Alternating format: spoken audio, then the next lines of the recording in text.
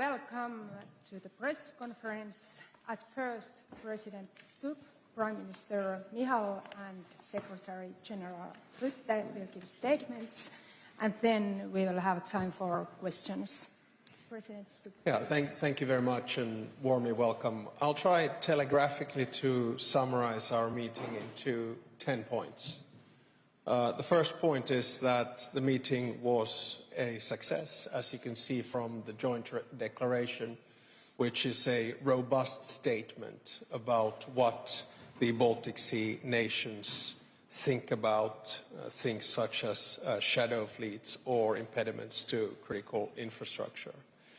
The second point is that we will continue to act robustly when critical infrastructure in the Baltic Sea is in danger. And you have, of course, seen the advancement of the way in which we do things, because a year ago a ship got away. In November, a ship was boarded, and of course, after the 25th, the ship was actually confiscated. So we now have the capacity and the tools to act. My third point, which will be addressed more directly by the Secretary General, is that we will increase NATO's presence in the Baltic Sea. My fourth point is that we will continue to improve the use of modern technology in sussing out activity in the Baltic Sea and on infrastructure. My fifth point is that we will continue to deal with the shadow fleet of Russia robustly. My sixth point is a concrete one. We will work on a memorandum of understanding, similar one that we did between Finland and Estonia, on the critical infrastructure in the Baltic Sea. My sixth point is that we will set up a group of legal experts of the foreign ministries of Baltic Sea states, which will have a look at the freedom of navigation in international waters, on what kind of things we can actually do within the framework of sticking to the freedom of navigation. My eighth point is that we will provide a step-by-step report to our allies about the Finnish model that we used as of the 25th of December with the Shadow Fleet ship in question. My ninth point is that we will continue very close cooperation between NATO and the European Union. And my final and 10th point is that this was a meeting of Baltic Sea allied states, but we will very closely brief our NATO colleagues about the meeting and the conclusions that we drew from it. Please. Thank you, dear Alexander, dear Mark, dear journalists. As Alexander already summed up, this was a good meeting, not only in words, but a very strong and robust joint declaration, which will be available to everybody. For us, I would say from Estonia's side, working together with NATO allies and our Finnish colleagues, I would say that this kind of example that Finland is setting with dealing with the shadow fleets and possible harm doers, or however we like to call them, probably should be a benchmark for the future operations. So this probably is among the topics, the main topics coming from this kind of meetings. And I would say that everybody around the table and those allies that will be in contact later probably could agree that in the future, in Baltic Sea, Danish Straits, everywhere, if the message is sent that you will be dealt with if you harm infrastructure, that probably is the strongest possible response. To coming to today's meeting, I would say that the first thing to welcome is the launch of NATO's operation, that Mark will be much more concrete about it in details. I will say from Estonian side and as a member of NATO that this prompt response from NATO Secretary General and SACEUR is very welcomed, and I'm very grateful to our ally, to all the allies for the contributions right now, for the keeping up information coming during the holidays and also contributions in the future. Second topic is already mentioned that for us, the first thing, talking about critical infrastructure, is the ability to deter and send the message that you should not deal or hamper critical infrastructure, but the second one is ability to repair them. And as Alexander already pointed out, that we have this kind of basis of memorandum of understanding between Estonia and Finland. That should be also like a starting point for Baltic Sea NATO members, that how to deal with different infrastructure breaking, because things will happen. If they have happened once, they usually happen twice, after that the third time, and probably will be fourth and fifth. It's most probable. But if you are able to repair all the cables, let's say energy cables or different communications cables, that probably will give resilience and also the security to societies around the Baltic Sea. So very concrete basis for repairing and the ability to share these repairing burdens and different possibilities is the memorandum of understanding. And also the point that was already made, that the deterrence of shadow fleet, that probably also is on everybody's mind. We have already checked since June. Estonia has checked more than 300 tankers. 260 of them have presented their insurance documents, 62 have not. We have boarded 7, and it will continue. The same has done by Finns. It probably will be done by other countries, but to be honest, they are running money from Russia to have this kind of hybrid war against Europe, and also they are taking environmental possibility bomb in our seas. So we should deal with every possibility that the law allows us, and if needed, already pointed out, we need also better rules to act with them more automatically. So thank you. Well, dear Alex, dear Kristen, thank you so much for co-hosting this Baltic Sea Allies Summit.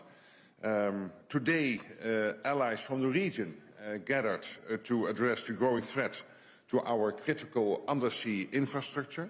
And I can indeed say we had excellent discussions. Across the alliance, we have seen elements of a campaign to destabilize our societies through cyber attacks, assassination attempts, and sabotage, including possible sabotage of undersea cables in the Baltic Sea, with damage to energy and telecoms cables that are vital for our nation's security and prosperity. In the last 2 months alone, we have seen damage to a cable connecting Lithuania and Sweden, another connecting Germany and Finland, and most recently, a number of cables linking Estonia and Finland.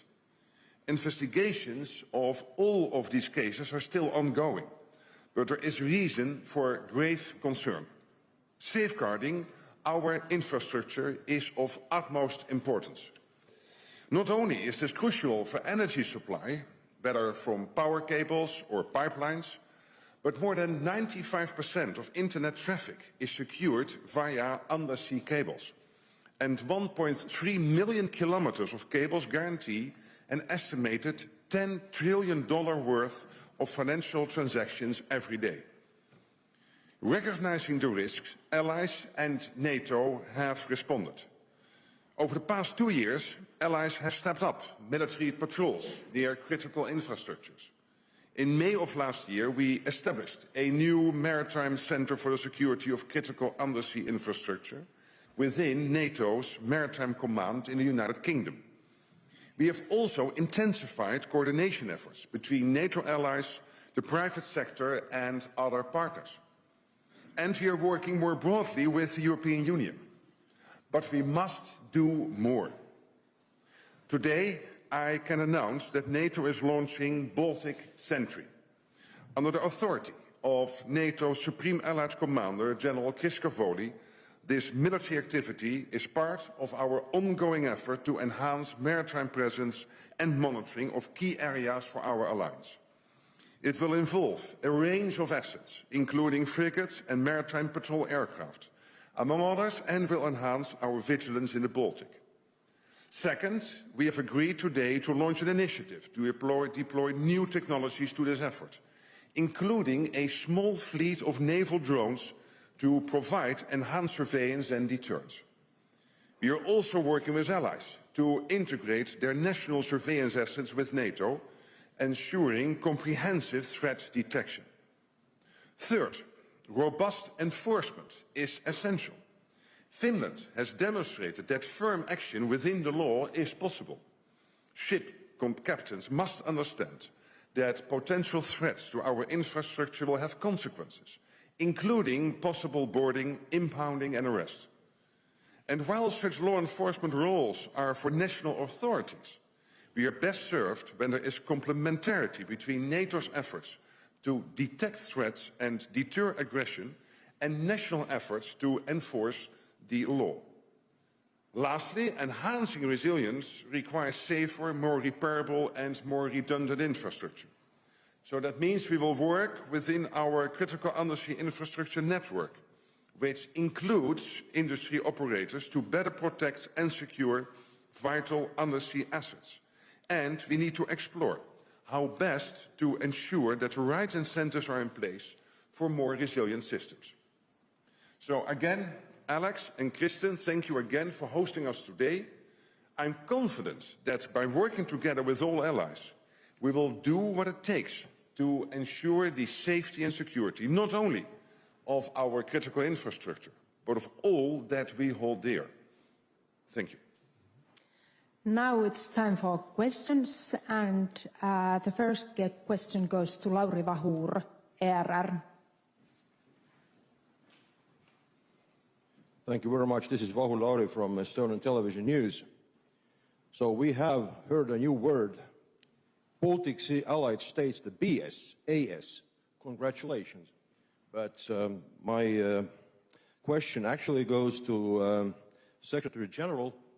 We have the Baltic air policing mission, which is to grow into a Baltic air defense mission, meaning that small states that don't have fighters can have help from other allies who have them. Do we see something similar happening on the Baltic Sea, something like a BSAS Navy that is kind of a navy of smaller states and bigger states that are kind of like a water patrolling, water defense mission? Thank you very much. Well, thank you very much for that question. Of course, what we have to do within NATO and with our allies is always looking at the best way how to organize ourselves.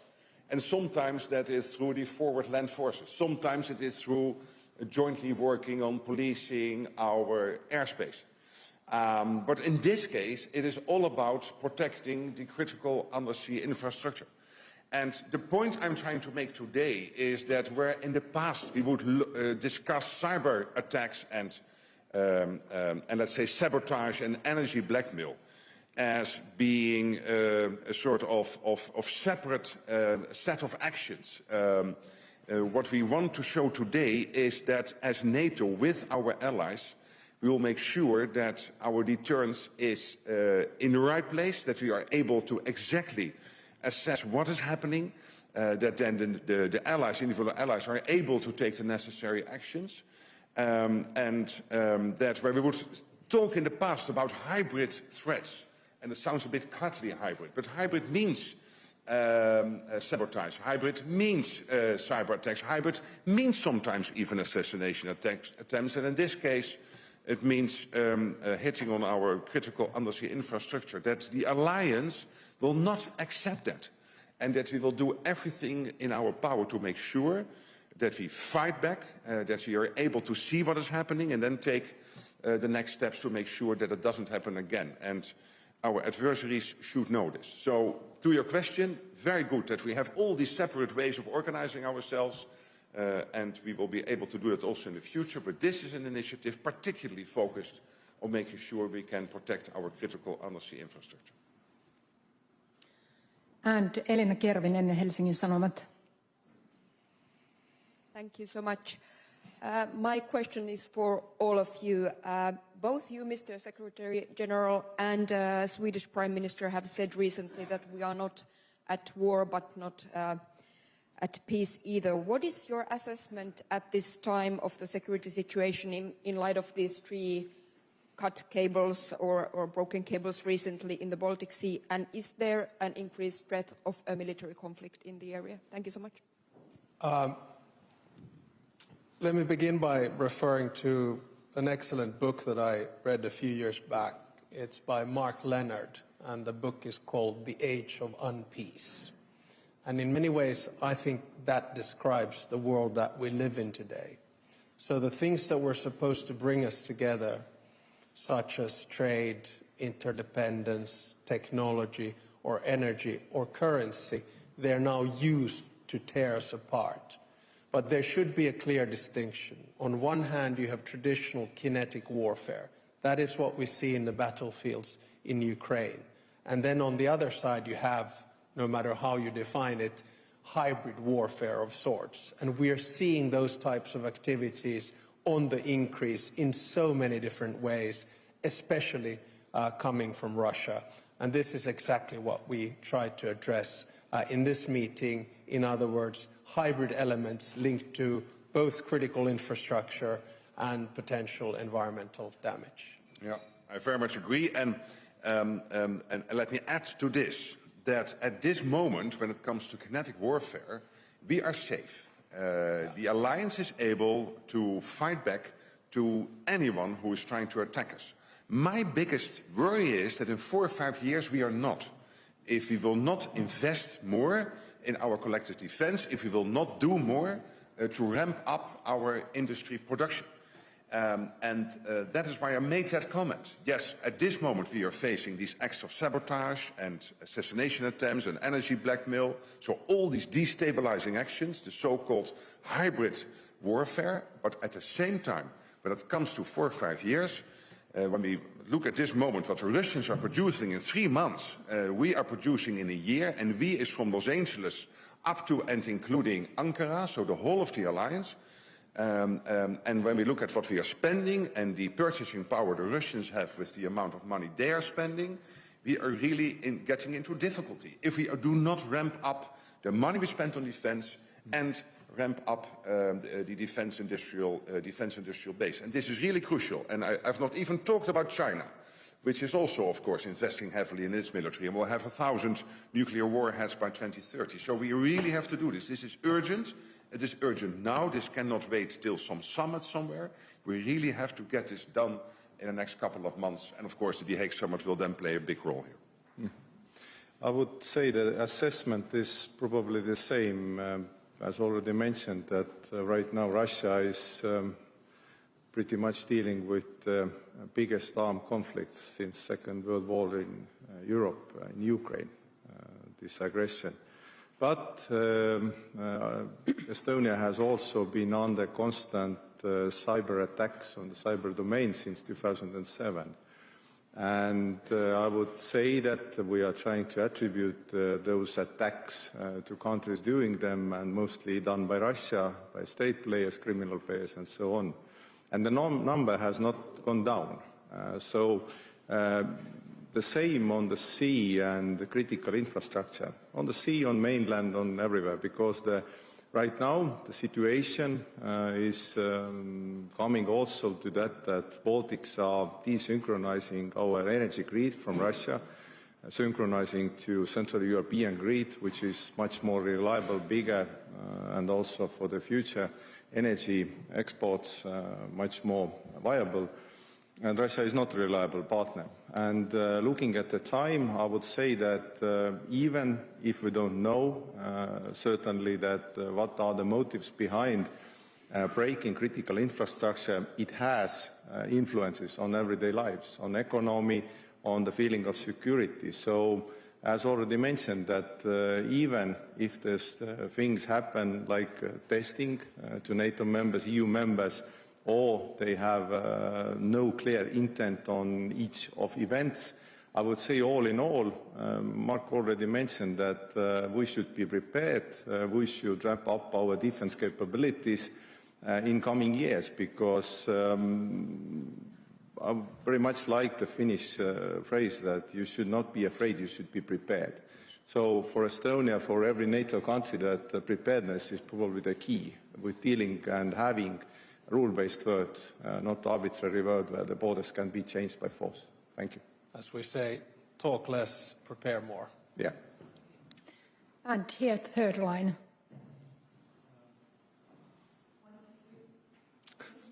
Thank you. Hi, Terry Schultz with Deutsche Welle.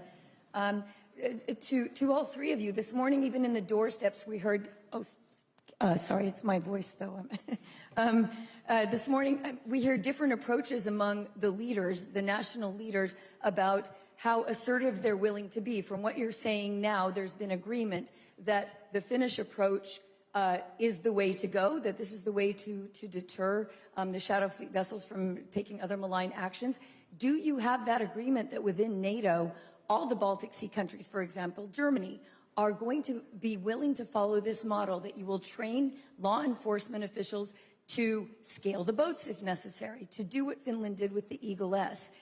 And is this possible under the current law of the sea, interpretation of the current law of the sea, without changes in the law, which of course would take a long time? Thank you very much.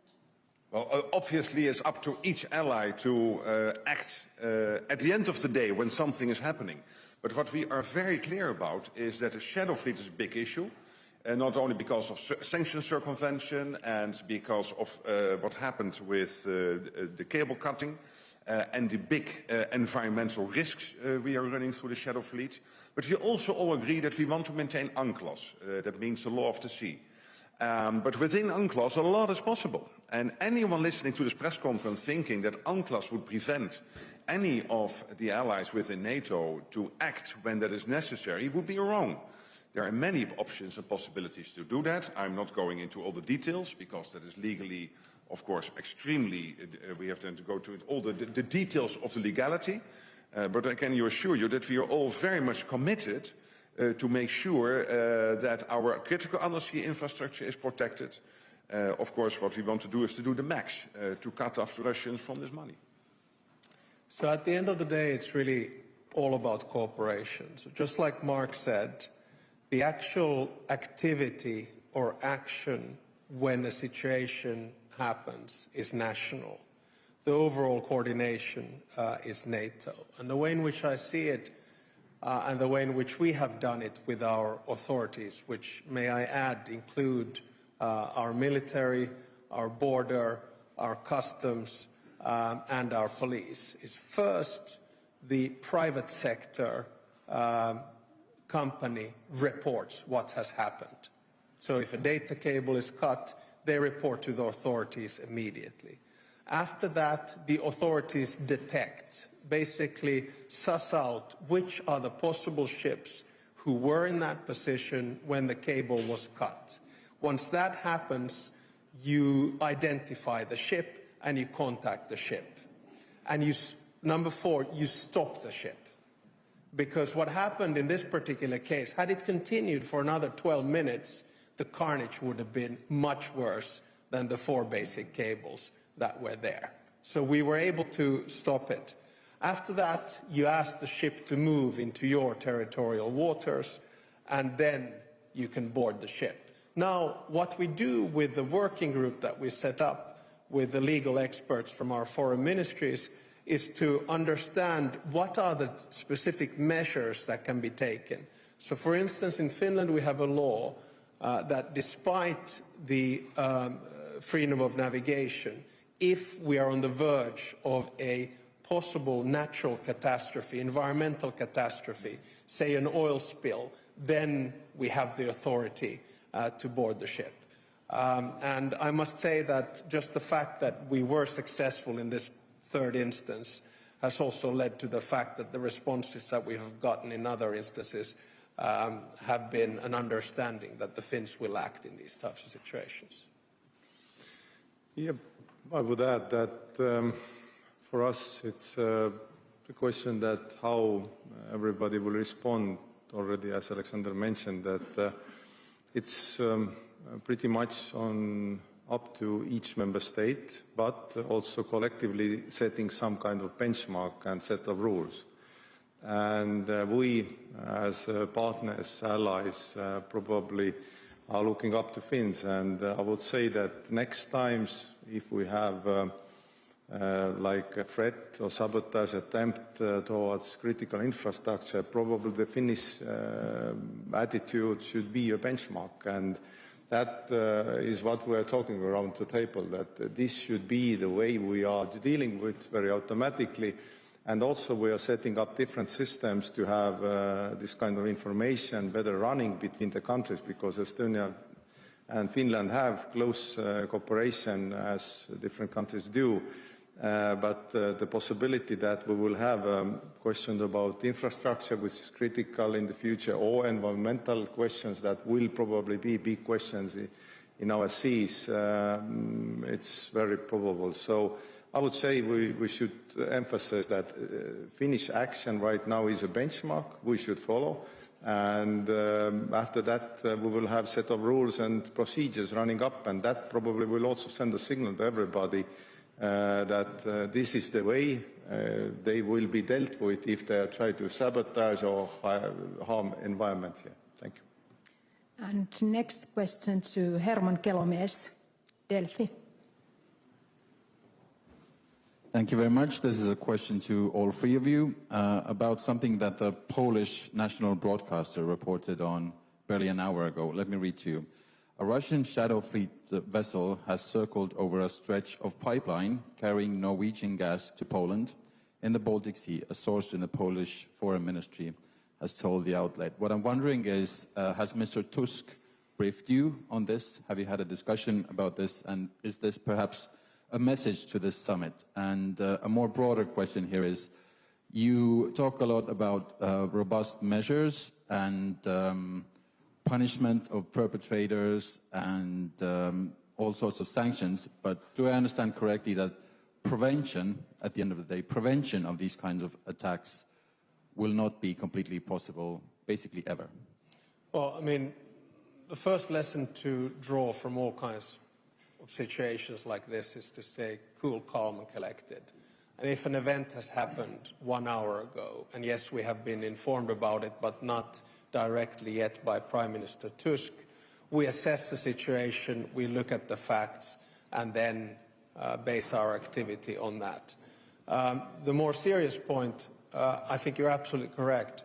You cannot prevent all actions of sabotage. And that's why it's so important that you have varying sources of, say, energy, or you have various sources of data cables that you can convert to, because that's the key in these types of situation. And I think that's one of the most important reasons why we also do a assessment of critical infrastructure in general. Remember, you have to ask yourself, in these 3 cases that we've seen in the past year, how much damage has been done to the general public in terms of energy receiving and in terms of data cables? Pretty much zero. That's because we have alternative sources. But now we need to find out ways. And one suggestion that was made in the room was that perhaps we should have one of these correcting vessels in the Baltic Sea all the time, because it takes time for them actually to come into the Baltic Sea. So many different options, but I don't think I can at least take issue yet with the reported hit that you mentioned. I completely agree with the reaction you just gave. Nothing to add. Yeah, a few words that, as already mentioned and as already asked, that it's quite probable that as in cyber domain you cannot protect every computer, working station, every plant. The same probably with critical infrastructure. The sea is connecting you to the world. You are neighbor, everybody is neighbor to Russia, China, whoever. This probably can be influenced that something will happen, but the ability to react and have this kind of automatic system in the place, exchange information, and also afterwards the ability to repair, as Alexander mentioned, that up to this today we have been able to react this way, that our economies or our everyday lives or resilience has not been hampered. But if you look at the energy, economy, environment, everything, it can be influenced much stronger. So it's the ability to react, also mop it up and deal later. Who has done and why. These are two abilities that we need. So one is NATO's operation running, countries running this kind of deterrence operation. The second one is our joint ability with European allies and everybody in the world to repair everything much faster so that the society will not be influenced by this kind of attacks. And, when you face new challenges, you react to them. I mean, the good example is 2007 when there was a cyber attack on Estonian banks. Mm-hmm. I mean, those kinds of cyber attacks, we don't even flinch anymore because our systems are so advanced that we're able to fight them off. And this is what also protecting critical infrastructure in the Baltic Sea is about. You live and learn. You detect, you try to prevent, and then you repair and cause minimal damage to society. Maria Stenroos, Finnish Broadcasting Company. Hi. Could you be more detailed on the operation which could happen on Baltic Sea?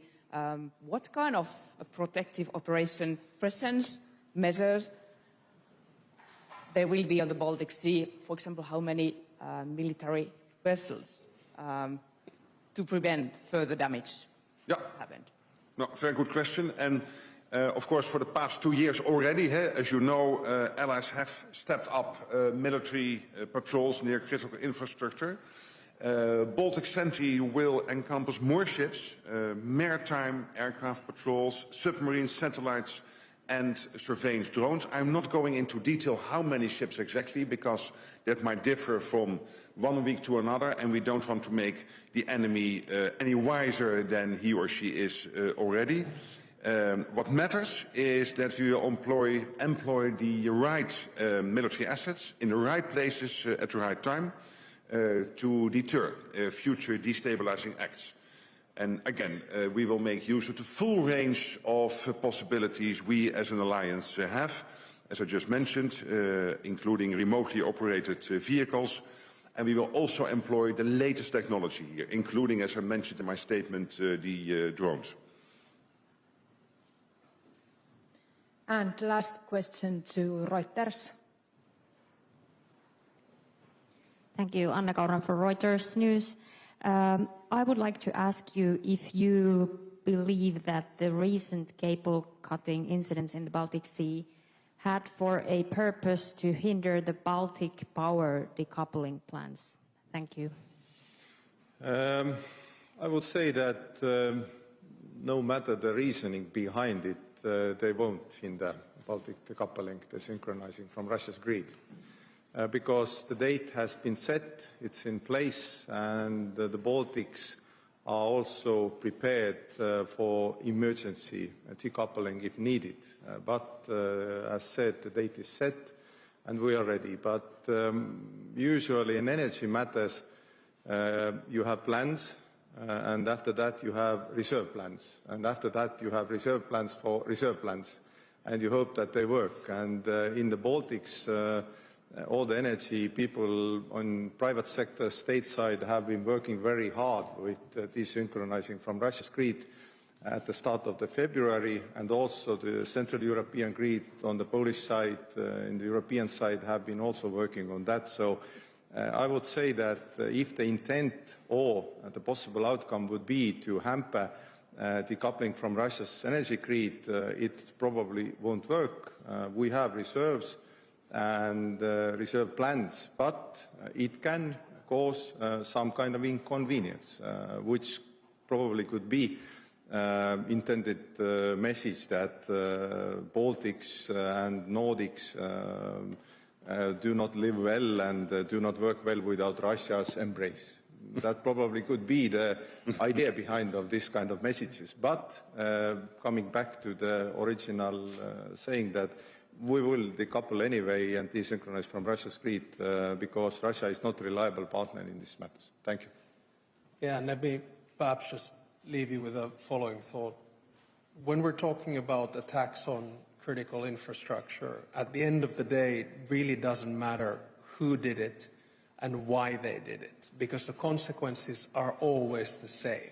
It's damage, and our job is to try to prevent that damage from hitting society in general. The problem is that sometimes to the east of us, we're dealing with a country which has a combination of incompetence and indifference. And when that happens, I think we have to be always prepared and therefore try to stay at least one step ahead. And let me assure you that sometimes we will succeed, but there will be cases, again, when we will not succeed of being one step ahead. And in that case, we will again take lessons learned and deal with it, hopefully, as we did on the 25th of December. Thank you. Thanks.